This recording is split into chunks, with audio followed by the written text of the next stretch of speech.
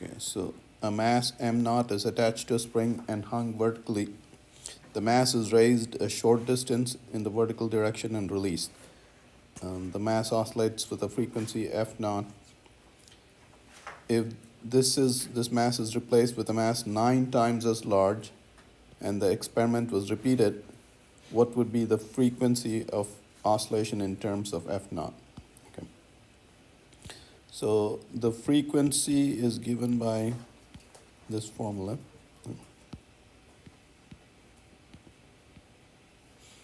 Okay, so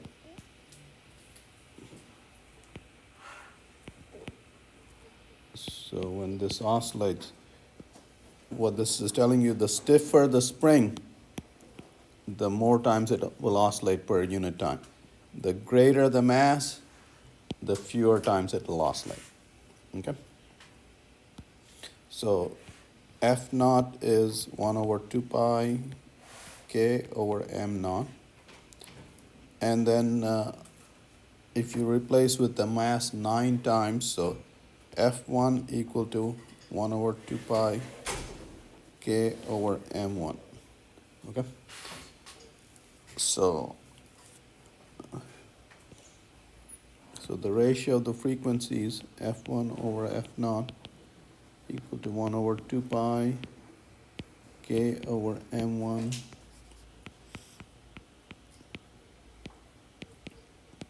Okay. And you see all these common factors cancel. So F1 over F naught equal to m naught over m1. And m1 is 9 m naught. See, the new mass is 9 times as large. So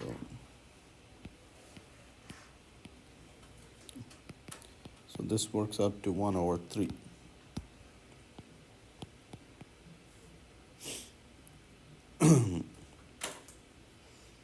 So F1, I don't have space. So F1 is F naught over 3.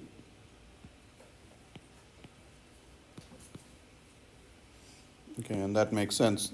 You add a heavier mass and the frequency decreases. Okay, so okay, any questions on that one? Can you hold the problem for just a second? All right.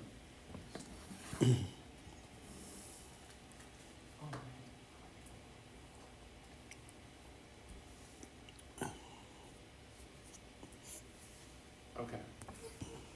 Thank you. All right. A 0.5 kg mass suspended from a spring oscillates with a period of 1.5 seconds. How much mass must be added to the object to change the period to 2 seconds? Okay.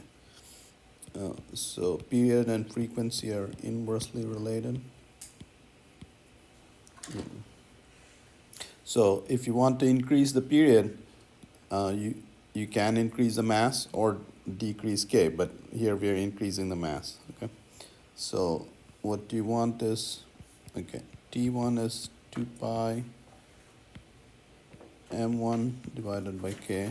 T2 is 2 pi m1 plus delta m. You're adding a mass, okay, divided by k. So we'll do T2 divided by T1. And again, we keep doing these ratios because then that way we can cancel all the common things.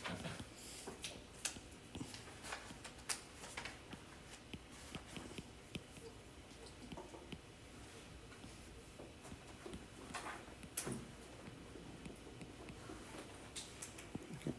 And k cancels. Okay.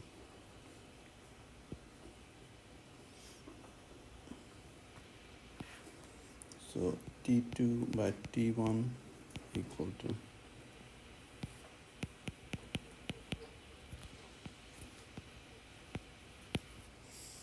all right, so we want the period to increase from 1.5 seconds to 2 seconds. Okay, so 2 seconds divided by 1.5 seconds. The initial mass was half a kg,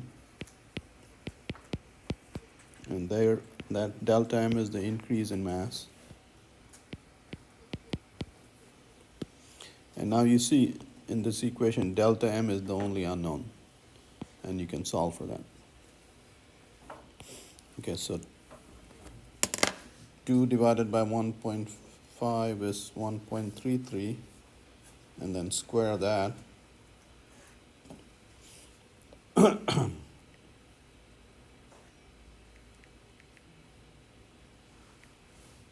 So 1.77 equal to 0.5 plus delta m divided by 0.5.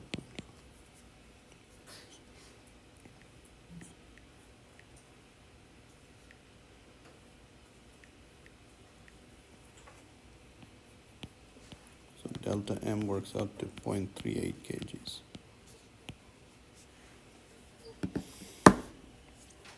Okay.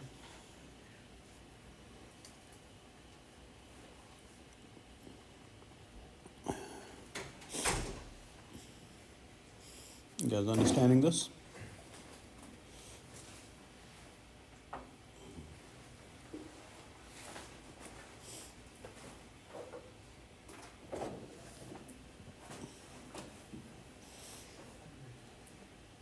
All right, any questions on this one?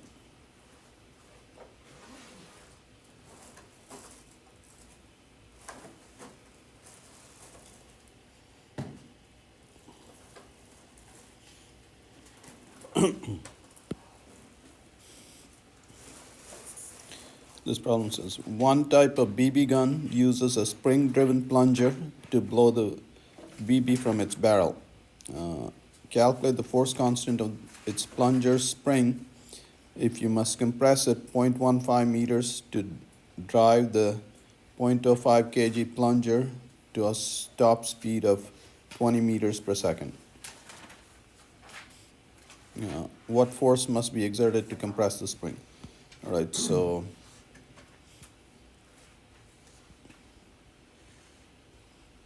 it's spring loaded again. So here's the equilibrium position, and then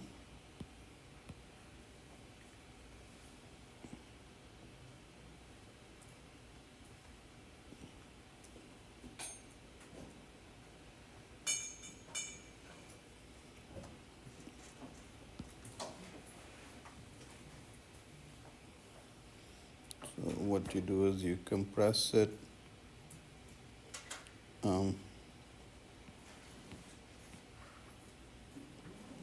0.15 meters, and then when you fire it, this is going at 20 meters per second.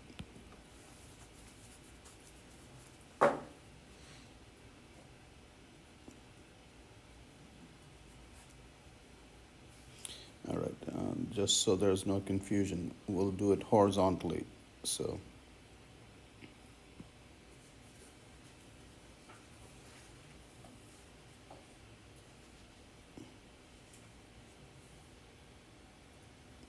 I guess I can't turn the thing. The reason I don't want to do vertical is because, and the problem doesn't state it, then you would have to take into account gravitational potential energy. Okay, so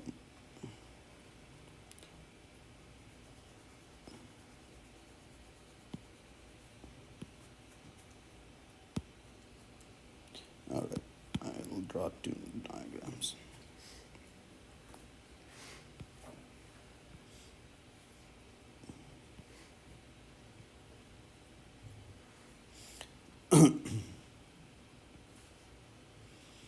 In today's experiment, we'll work with springs.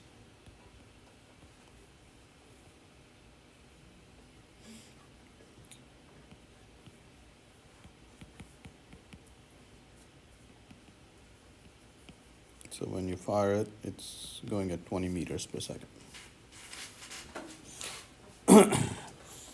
All right, So in this problem, so only this spring force is acting, and a spring force is a conservative force. So uh, mechanical energy is conserved. So 1/2 kx squared plus 1/2 mv squared initial equal to 1/2 kx squared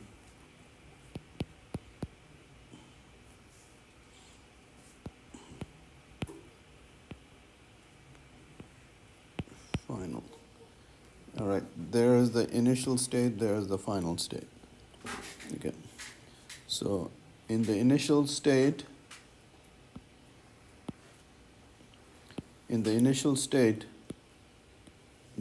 this is at rest, so kinetic energy is 0. And in the final configuration, the compression is 0. Okay. So all that happened is potential energy got converted to kinetic energy. So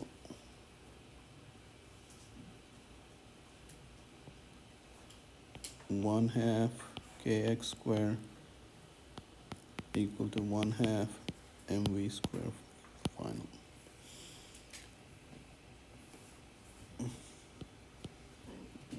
They're asking us to calculate the spring constant is mv final square divided by x.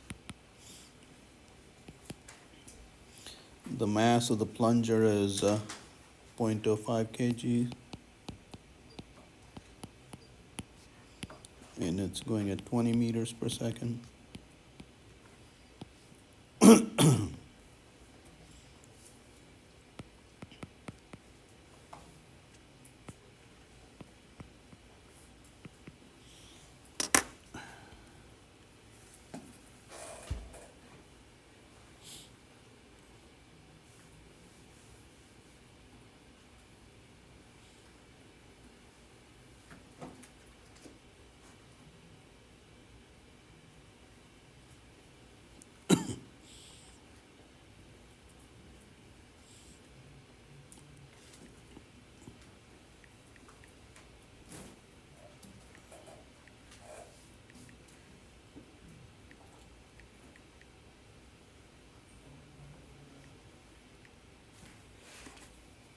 So 8.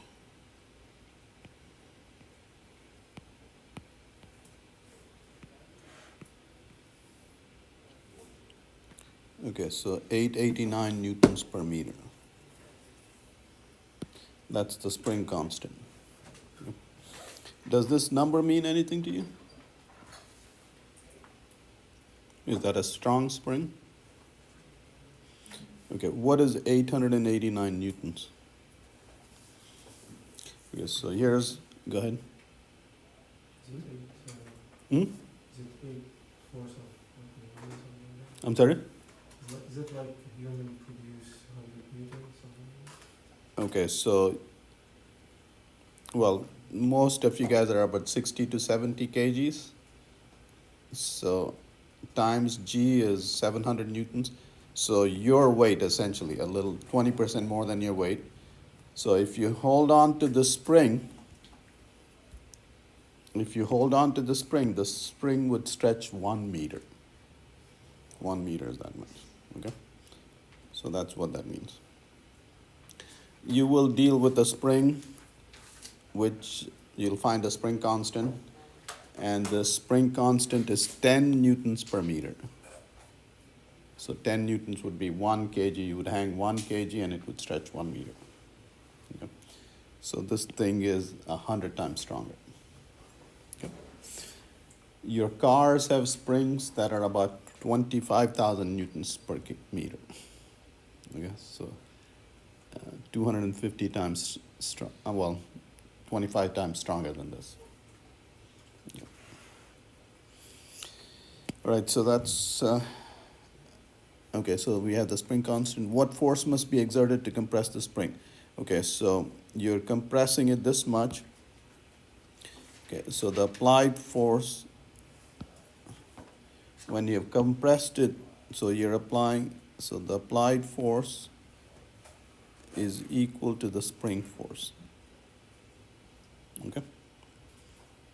So initially, when you're compressing it, the force is small, and the force you're applying is linearly increasing. So this is the largest force you're applying at that point. Okay? So the applied force is equal to the spring force equal to kx. We're just calculating the magnitude of the applied force. Okay? And now that you have the spring force, so 889 Newton per meter times 0.15 meter is what you compressed. Okay? So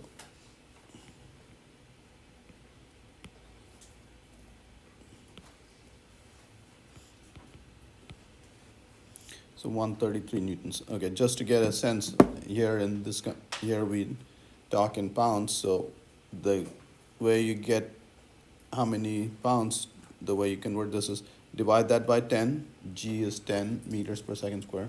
So then you get that mass in kilograms. So that's 13 kilograms, and each kilogram is 2.2 pounds.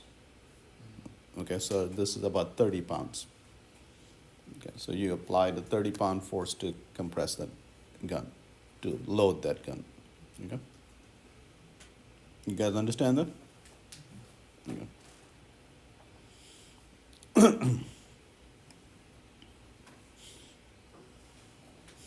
Okay, so let me remind you something from the lecture. All right, we'll do it horizontally.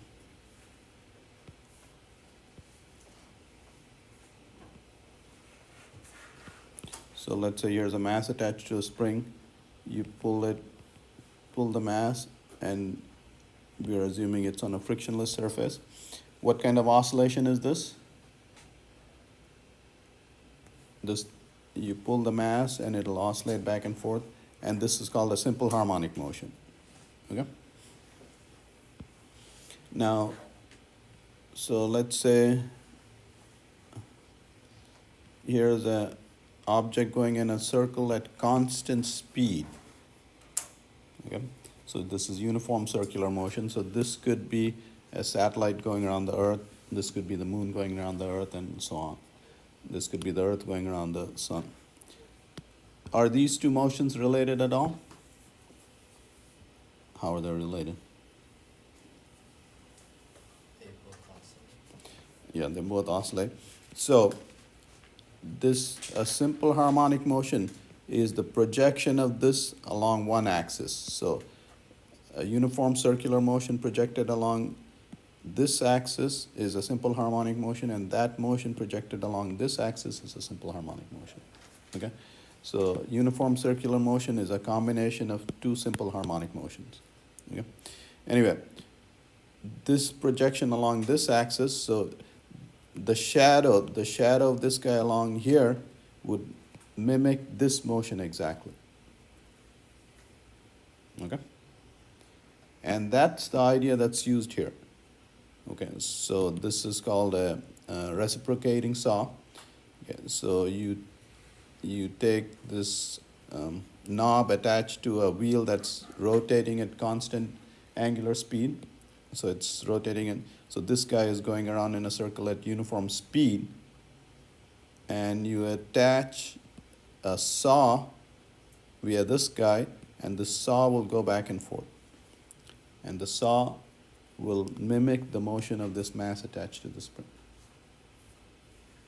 Okay? When is this mass going the fastest? Is the mass going at the same speed? No. It's at rest here, it's going fastest here, and then it'll go stop here. Okay? So just like that, the saw will be going fastest when this mass is over here. Okay? Well, when this mass is over here, it's at the extreme, and the saw will be at rest. When this mass is over here, the saw is at the right extreme, and it'll be at rest. Okay? So the saw will be going fastest when this mass is here and this mass is there. Okay. All right, anyway, so this is born from this idea. Okay, uniform circular motion is a combination of two simple harmonic motions. Okay. All right, so let's see. Reciprocating motion uses the rotation of a motor to produce linear motion up and down and or back and forth. This is how a reciprocating saw operates as shown below. Okay. If the motor rotates at 60 hertz, okay, meaning it's going around 60 times a second, and has a radius of 3 centimeters, so 3 centimeters is about an inch, yeah, a little over an inch. Estimate the maximum speed of the saw blade as it moves up and back and forth in this design. This design is known as a Scotch yoke. Okay, so they want you to find the maximum speed of this blade. Okay. Now, the maximum speed of the blade is equal to the maximum speed of the saw of this knob. Okay, and the speed of this knob is V equal to R omega. Okay, and omega is R is 2 pi f. F is the frequency, how many times a second it's going. All right, so R, the radius of this wheel, is 3 centimeters, 3 into 10 to the minus 2 meters, 2 pi, and frequency is 60 hertz.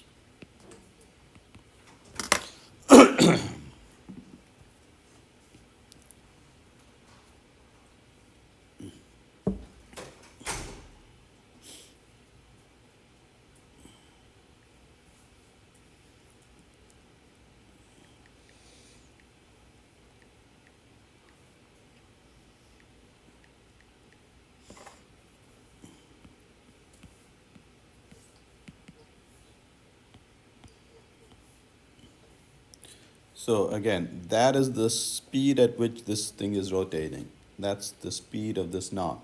And that is the maximum speed of this saw. Okay? And again, when does the maximum speed occur? At the equilibrium.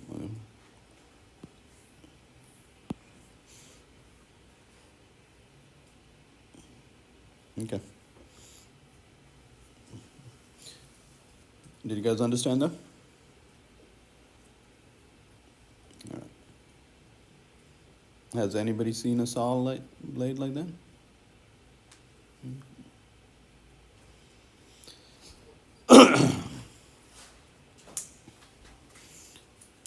Yes. So this problem says, how long does it take a child on a swing to complete one swing if her center of gravity is 4 meters below the pivot? Okay, so this is a simple pendulum problem. Okay. So we'll treat the child as a point object. It takes a child to swing, so one complete oscillation.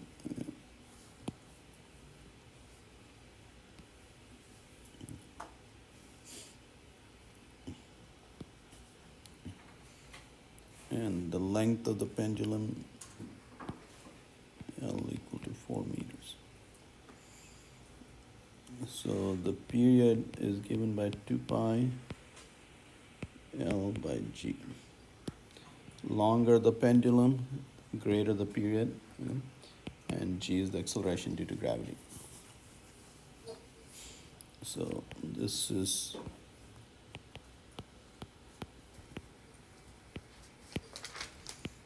and if you do this on Earth, okay, so here second square would come to the top, and the square root of second square is seconds. Okay.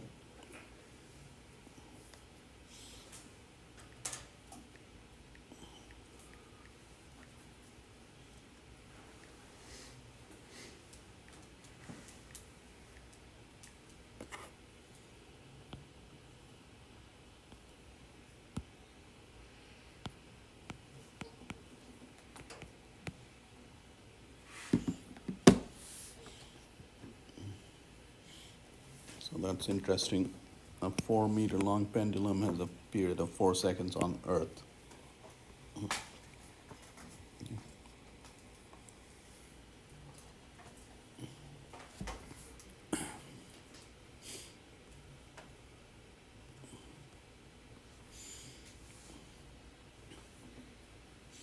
This problem says, what is the effect on the period of a pendulum if you double its length?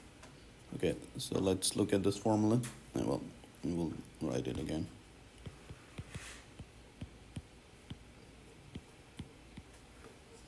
Okay, so if you double the length, what you get a 2 factor of 2 here, and the period increases by a factor of 2 pi, square root of 2. Okay? Did you guys understand that? All right. What is the effect on the period of a pendulum if you increase it by a length of 5%? If you increase it by a length of 5%, then this number gets multiplied by 1.05, and it would be square root of 1.05. Okay?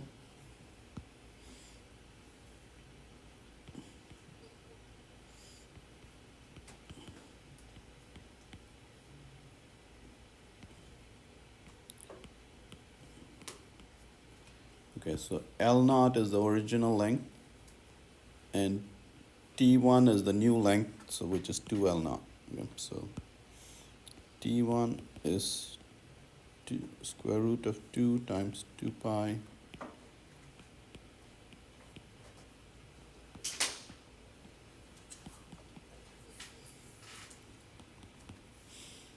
all right, 1 point.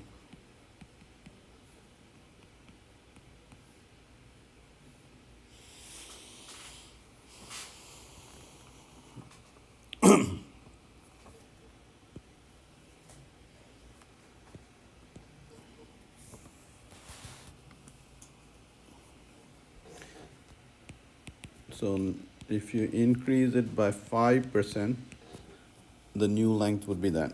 Okay, so we'll call it L1.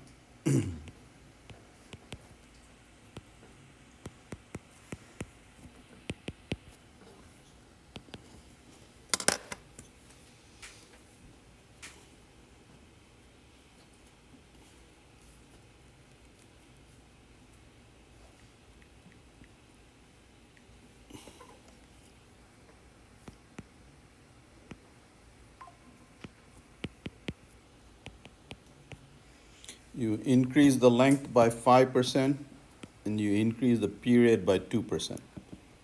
Okay, or 2.5%.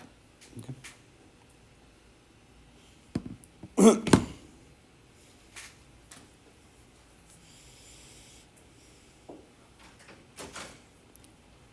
Mm-hmm.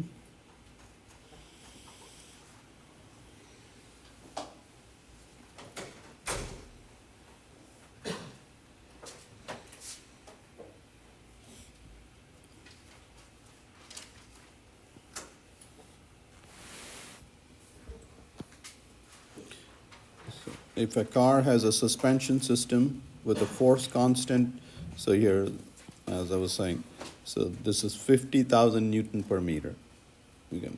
That's a pretty stiff spring. How much energy must the car shocks remove to dampen an oscillation starting with a maximum displacement of 0.075 meters? 0.075 meters is 7.5 centimeters, which is 3 inches. Okay, so let's say you hit a pothole and the wheel drops 3 inches. Now it'll be set into oscillation, and you don't want that oscillation to go on as you're driving on the highway, because then it would be a bumpy ride. Okay, so that energy has to be removed by the shock. Okay, and that has to be dampened by the shock. All right, the energy is 1/2 Ka squared. Okay. So it's that's the energy in the oscillation. A is the amplitude of oscillation. Yeah.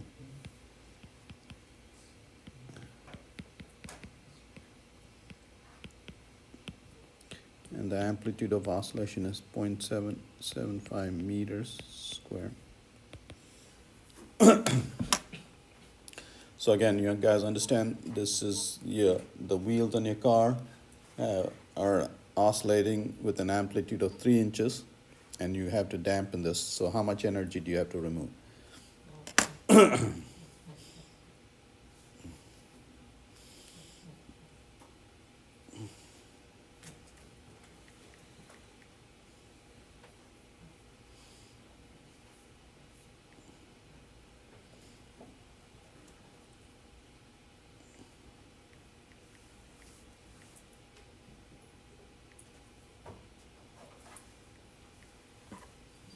So you have to remove 140.6 joules.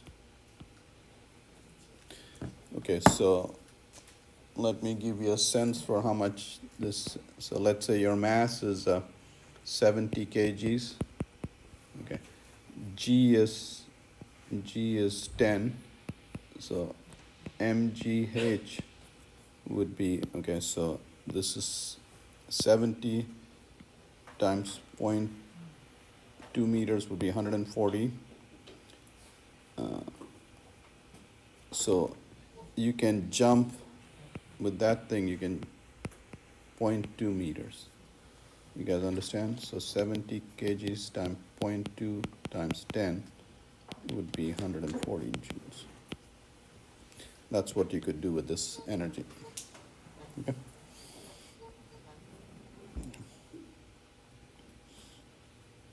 So, and the oil in the shock absorber gets warm because of that. Okay, so that's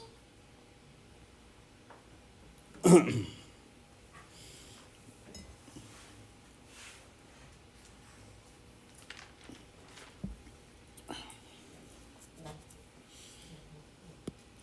this problem says, suppose a diving board with no one on it bounces up and down in a simple harmonic motion with a frequency of 4 hertz. The board has an effective mass of 10 kgs. Okay, so the diving board that oscillates like that, this is equivalent to, so what you're modeling this is, modeling this as a mass attached to a spring.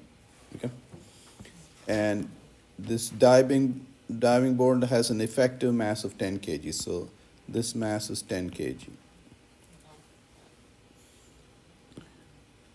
And the frequency is 4 hertz. What is the frequency of the simple harmonic motion when a 75 kg diver on the board? So now, what is the frequency with the mass being 10 plus 75 kgs? Okay, so that's the model. Okay. So T naught, oops, frequency F naught equal to 1 over 2 pi K over M naught. F1 equal to 1 over 2 pi K over M1. Okay. So this was 10 kg to begin with, and now it's 85 kgs. So F1, we'll do F naught over F1.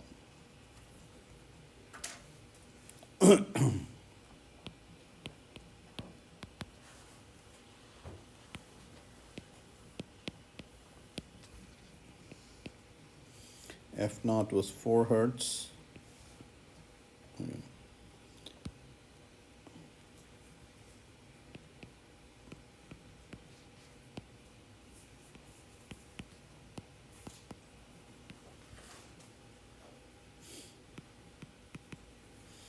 So with the heavier mass, okay, now the frequency lowers.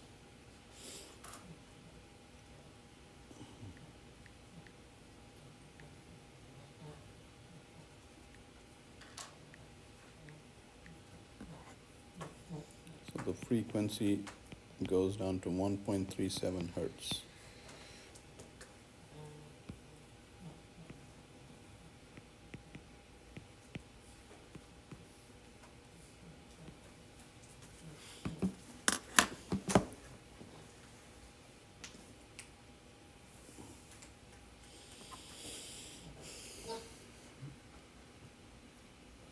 Any questions on that?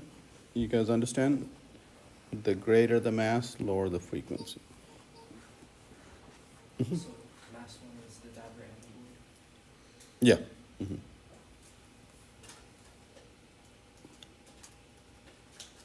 So use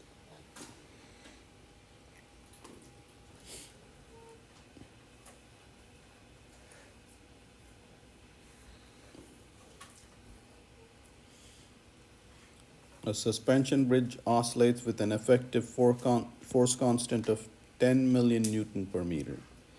Okay, so just to give you a sense, let's go back and look at the force constant for the car. It's 5 times 10 to the 4 Newton per meter. Okay, so for the suspension bridge, it's 1,000 times more, actually 2,000 times more. You know? So the force constant. How much energy is needed to make it oscillate with an amplitude of 0.1 meters? So the energy needed is 1/2 K A squared. And why do we want to calculate this kind of stuff? If you guys remember watching that video of the Tacoma Narrows Bridge, you know, wind was blowing and that's what pumped energy into it. Okay? And so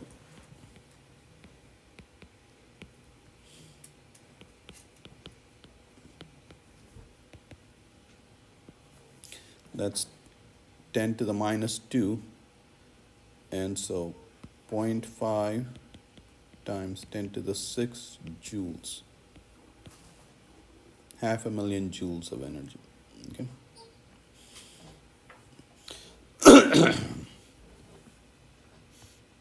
Now,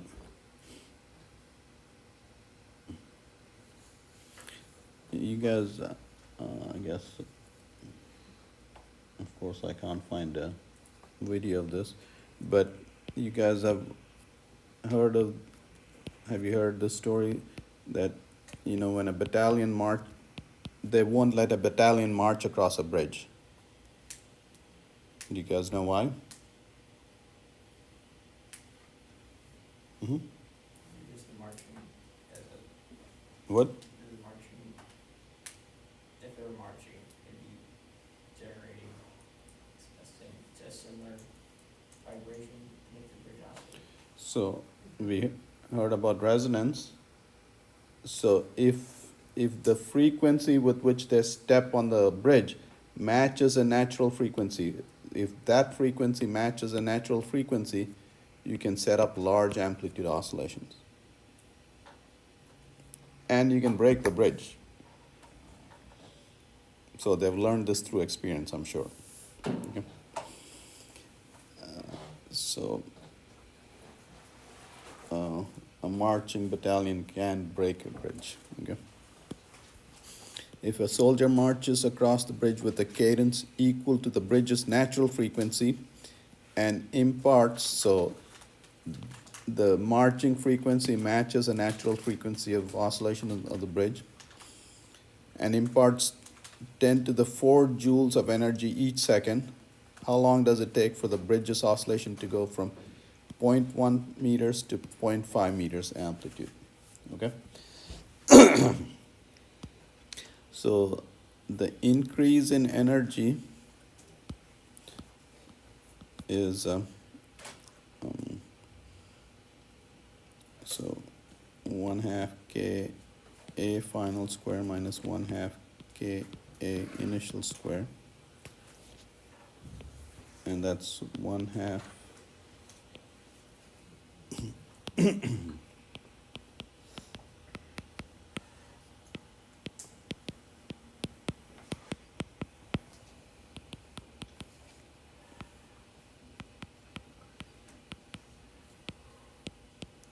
0.5 square minus 0.1 square.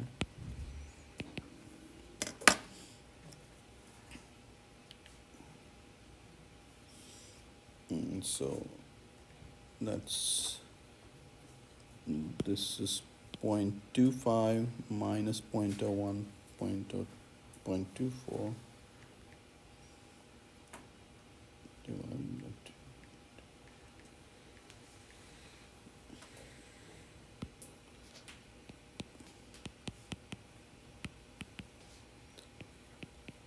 So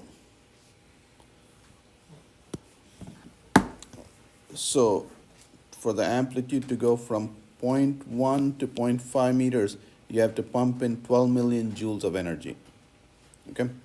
And what are you going to do? You're going to and impart each second. If the marching guys, each second they're imparting that much energy, how many seconds will it take to impart that much energy? Okay?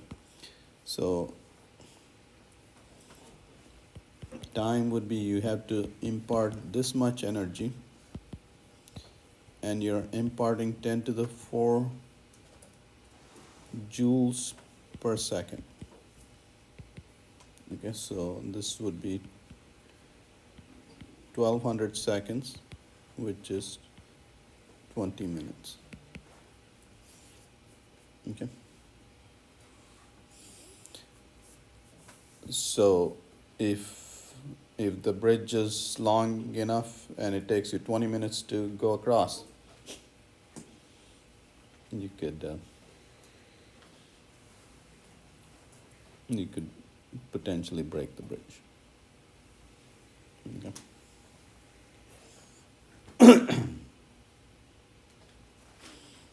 You certainly don't want a battalion just to not be moving forward and march on the bridge. Okay.